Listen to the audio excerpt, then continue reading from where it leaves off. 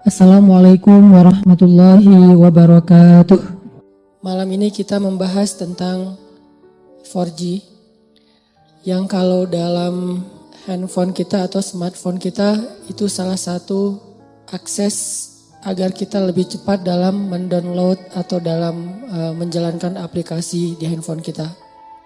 Apalagi kita yang sering buka YouTube atau punya beberapa aplikasi-aplikasi yang memang butuh daya akses internet yang tinggi, itu dijadikan sebagai analogi tentang gimana cara kita membangun hubungan dengan Allah Subhanahu wa taala supaya ketika kita berdoa itu cepat diijabah oleh Allah. Supaya ketika kita ada masalah cepat dapat pertolongan dari Allah. Supaya ketika kita dalam kesulitan Allah segera menurunkan keajaiban dan jalan keluar. Dianalogikan dengan 4G. Dalam bahasa lain tuh bisa dibilang ini adalah wasilah. Gimana cara membangun wasilah antara kita kepada Allah Subhanahu wa taala sehingga aksesnya cepat. Sehingga loadingnya cepat. Makin berat masalah kita bukan semakin lambat loadingnya, harusnya semakin cepat. Karena ketika masalah kita berat kan kita butuh pertolongan lebih segera ya. Gak bisa ditunda. Nah gimana cara membangun wasilah atau akses itu kepada Allah Subhanahu wa taala bahkan lebih daripada 4G. Sebelum itu saya pengen nyampein beberapa contoh kisah orang yang punya 4G ke Allah, yang punya wasilah yang bagus kepada Allah Subhanahu wa taala sehingga ketika mereka butuh Allah, Allah segera menurunkan pertolongan dan keajaiban dalam hidup mereka. Salah satunya adalah cerita Ibrahim bin Adham. Kita tahu Ibrahim bin Adham ini salah satu tokoh tasawuf yang dikenal di antara para ulama bukan dengan keilmuannya, bukan dengan hafalan hadis-hadisnya, bukan dengan fikihnya, tapi dengan kedekatannya kepada Allah dan diijabahnya doa dia. Ini Ibrahim bin Adham. Secara status Ibrahim bin Adham ini emang orang miskin, bahkan bisa dibilang fakir. Tapi secara realitas kalau kita baca kisah beliau gak pernah kekurangan. Beliau gak pernah kesulitan. Miskin hartanya, hampir dibilang gak punya aset, gak punya tabungan. Tapi pengen apa aja Allah kabulkan. Mirip dengan Uwais Al-Qarani di zaman tabi'in. Emang orang miskin dari desa Qaran Yaman. Tapi Uwais Al-Qarani ini selalu dimudahin sama Allah dalam setiap urusannya. Jadi kesimpulannya dari sini kita jadi tahu yang paling kita butuhin dalam hidup itu bukan berlimpah harta. Yang paling kita butuhin dalam hidup itu bukan banyaknya aset. Walaupun itu baik dan itu sesuatu yang perlu disyukuri, bukan dihindari. Dan kalau perlu kita perjuangkan. Tapi itu bukan yang paling kita butuhin dalam hidup. Bukan banyak teman, walaupun banyak teman itu justru kebaikan.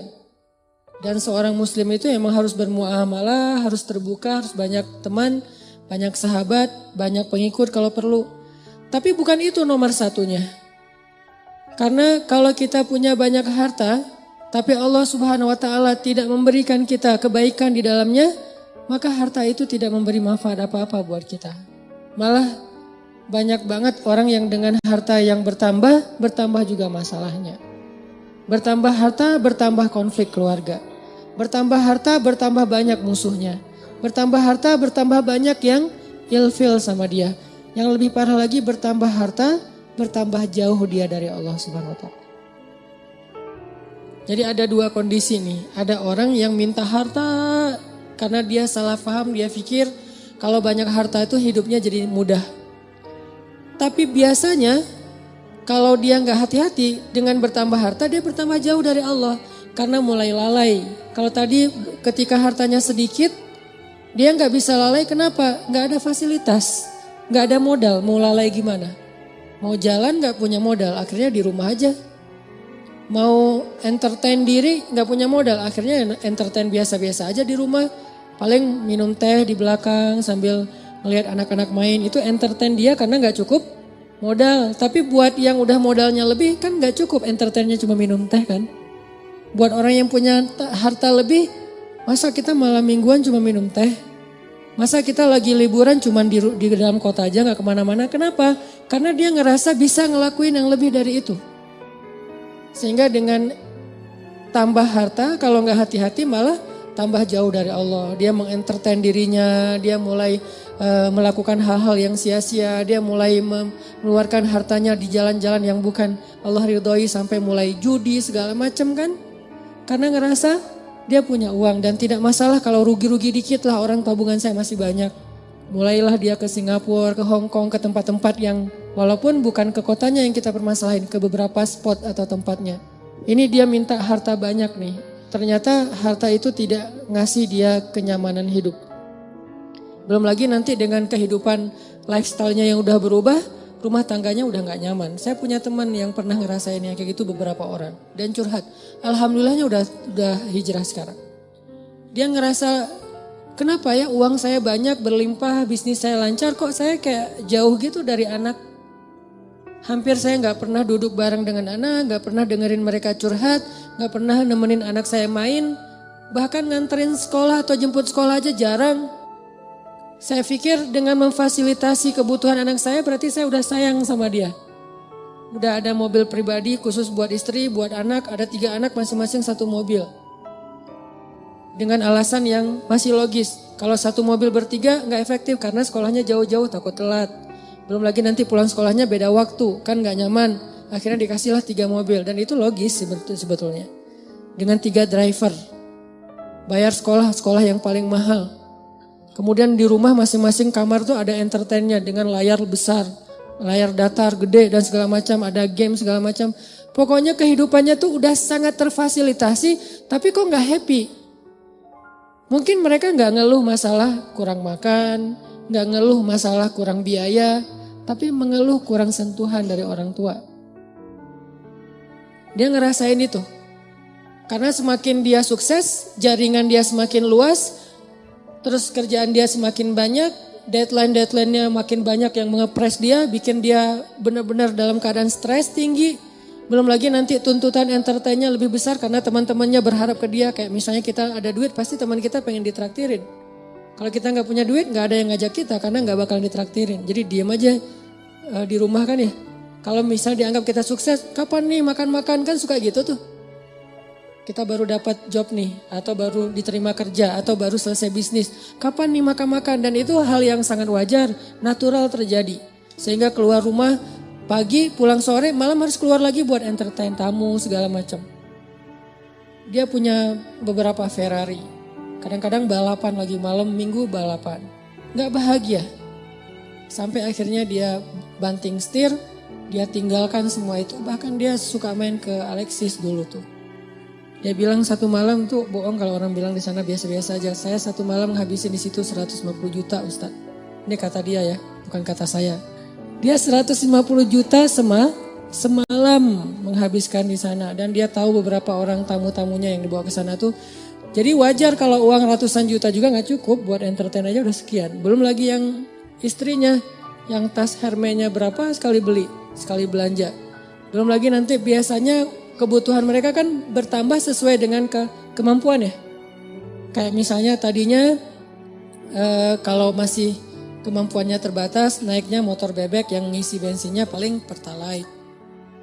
Dan itu juga berapa sih sebulan gitu kan. Kalau udah yang cc-nya 4.000 mobil, belum lagi motornya, dari pajaknya aja udah beda. Dari servisnya aja udah beda. Pasti drivernya beda, harga driver mobil Avanza sama driver yang udah pakai mobil-mobil mewah tertentu, pasti beda harganya. Berarti bertambah kebutuhan bulanannya nih. Belum lagi mereka kalau mau tadi entertain itu udah beda seleranya. Kalau misalnya duit udah banyak, udah gak mau lagi jalan-jalannya dalam negeri dong. Minimal Singapura. Lagian kadang-kadang udah sampai ada kesan, bosan ke Singapura. Ke Singapura bosan. Kemana tuh? Ke Jepang? Bosan. Kemana? Ke Hong Kong, wah bosan juga. Jadi banyak kota, banyak negara udah bosan. Maunya entah ke kutub atau ke planet lain gitu. Saking banyaknya duit. Dan itu natural terjadi loh. Pasti kayak gitu. Gak usah jauh-jauh, kita aja kadang ngerasain walaupun bukan masalah bab luar negeri ya. Kayak misalnya tadinya jajan di warung juga udah cukup. Ketika nambah uang harus di mall. Yang tadinya beli baju tuh cuman di pasar, Andir juga cukup. Sekarang harus ke PVJ, ke TSB. Kenapa beda? Karena kemampuannya udah bertambah, jadi seleranya juga nambah. Rasa-rasanya pakai baju yang gak ada brand itu kayak malu gitu. Ketika kita udah punya kemampuan, lebih semuanya harus branded. Kehitung aja dari ujung kepala sampai ujung kakinya itu berapa juta. Satu ini aja udah, kadang sepatu di rumahnya itu sampai beberapa lusin. Ada yang udah sampai lupa, saya punya sepatu itu ya sampai kayak gitu. Artinya ini kalau Allah kasih harta doang, bukan harta doang ya. Karena kalau harta masih ada kalimat berkah, baik. Jadi jangan menjudge orang kaya, bukan. Kalau cuman harta doang, ini kondisinya kayak gitu. Satu lagi kondisinya, gak dikasih harta. Tapi Allah kasih sayang Allah. Allah kasih perhatian Allah. Allah bikin dia jadi preferred hamba. Jadi VIP. Dia mungkin gak punya harta. Tapi ketika dia butuh ada aja. Allah ngasih dia kebaikan sesuai dengan kebutuhan dia. Ya Allah, saya udah lama nih ngontrak pengen punya rumah sendiri. Tiba-tiba Allah mudahin rezekinya bisa beli. Udah gitu normal lagi rezekinya. Ya Allah, kayaknya saya butuh kendaraan biar lebih nyaman dalam beraktivitas. Biar lebih nyaman saya ngelakuin kegiatan-kegiatan sosial. Biar lebih nyaman saya berdakwah kalau dia seorang dai. Allah kasih harta, beli mobil sesuai dengan kebutuhan dia, akhirnya normal lagi. Jadi grafiknya itu sesuai kebutuhan. Bukan naik, dia nggak butuh dan itu bahaya. Dia grafik rezekinya naik, sementara nggak berbanding lurus dengan kebutuhan, itu malah jadi bahaya. Akhirnya larinya kemana? Ke entertain. Kalau grafik rezekinya naik sesuai kebutuhan, itu akan istilahnya berkah, bermanfaat banget. Kayak misalnya tiba-tiba dia dikasih rezeki karena emang bentar lagi anaknya mau sakit. Sebelumnya Allah udah siapin. Tiba-tiba dapat beberapa usaha, proyek dan segala macam, dapat untung anaknya sakit. Jangan langsung suuzan sama Allah. Kayaknya nggak bisa nih saya dapat uang sedikit langsung dikasih ujian. Bukan, Allah kasih rezeki itu karena Allah udah tahu anak kita mau sakit. Disiapin dulu, jangan dibalik. Giliran saya ada rezeki sakit, inilah itulah segala macam. Kayak nggak bisa aja saya pegang duit. Bukan, kebalik. Kalau Allah nggak takdirkan anaknya sakit, mungkin nggak ada rezeki sebelumnya. Jadi Allah siapin dia biar dia nggak panik. Karena Allah tahu batas kuota iman dia tuh, Allah tahu. Ada orang yang imannya dikasih ujian dulu baru dikasih pertolongan. Ada yang Allah imannya dikasih pertolongan dulu baru dikasih ujian. Kan beda-beda nih. Nah kita nggak tahu, kadang kita ngerasain disiapin dulu sama Allah baru dikasih ujian. Kadang-kadang juga dikasih ujian dulu baru dikasih pertolongan. Kadang-kadang nggak dikasih ujian aja ngeluh. Nah ini lebih parah lagi nih. Nah kadang kondisinya kayak tadi, kita disiapin dulu sama Allah, dimudahin dulu urusan-urusan kita, dilancarkan dulu rezeki kita, baru dikasih ujian. Kenapa kok tetap dikasih ujian? Karena Allah pengen ngelihat kita masih believe gak sama Allah, masih keep the faith gak, masih berdoa gak kepada Allah walaupun rezeki kita udah cukup nih untuk ngatasin masalah kita. Akhirnya kita pakai rezeki itu dan Allah pengen nguji juga, kira-kira kita berat gak nih dengan ujian itu ketika Allah sudah memberi kita rezeki. Dapat uang misalnya baru kemarin ada project gitu dapat 100 juta. Udah gitu terjadi musibah, anak sakit, habis setengahnya 50 juta. Kita ngeluh. Aduh, kalau saya nggak ada masalah pasti saya masih utuh nih 100 juta. Enggak, justru Allah Subhanahu Wa Taala ngasih kita bonus 50 juta. Gara-gara Allah pengen ngasih kita ujian. Kalau nggak ada ujian mungkin 50 juta, 100 juta sama sekali nggak ada, nol. Hanya kebutuhan harian kita doang. Kenapa nggak berbaik sangka kayak gitu kepada Allah? Sama kayak tadi, misalnya saya pernah mobil saya keserempet. Orangnya zalim, marah duluan, dia curi start. Sebelum saya marah, dia marah dulu. Kebiasaan. Kalau kita kan sebelum orang marah, kita minta maaf duluan ya. Kita baik-baikan duluan, kita ketawa duluan biar nyaman nih ngomong komunikasinya. Dia enggak, dia marah duluan. Akhirnya karena dia marah duluan, dia kayak punya bergaining gitu. Akhirnya saya terpaksa bayar 1,5 juta. Gak lama seminggu kemudian saya dapat 15 juta dari sebuah usaha. Waktu itu saya masih punya beberapa usaha. 15 juta. Kadang you was wish, datang setan gak bisikin. Kalau kemarin nggak ada masalah udah 16,5 juta kan. Ini gara-gara kemarin ada masalah jadi pas 15 juta nggak ada tambahan. Enggak, kalau kemarin saya nggak keluarin duit 1,5 juta maka nggak ada 15 juta. 15 juta itu reward Allah buat keikhlasan, kesabaran saya. Bukankah Allah mengganti kerugian hambanya dengan yang lebih baik?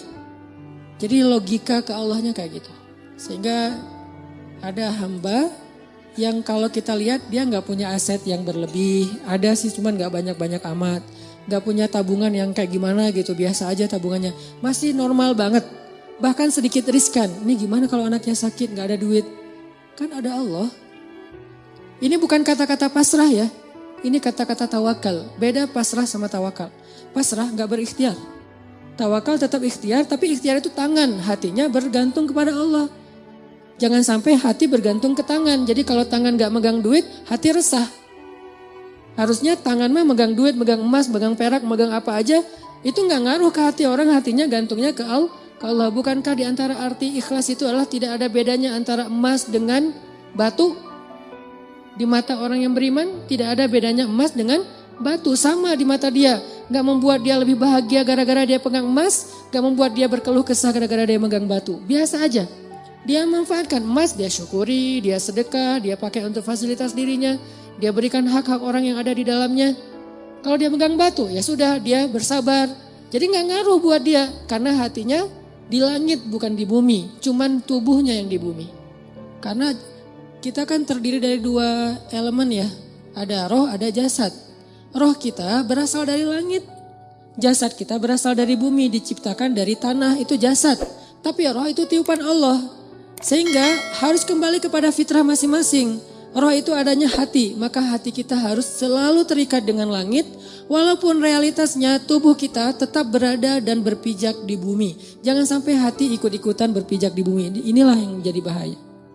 Ketika hati kita udah berpijak di bumi, saat itu kita keluh kesah, saat itu kita kurang bersyukur, saat itu kita jadi banyak masalah. Jadi ada kayak keresahan gitu, oh dia asetnya pas-pasan, tabungannya sedikit, kalau anaknya sakit gimana? Kalau dia ada masalah nanti gimana? Dia pakai apa? Dia asuransi gak ikut segala macam. Ini kalimat-kalimat orang yang mungkin masih lebih percaya kepada fasilitas harta daripada hubungan dengan Allah.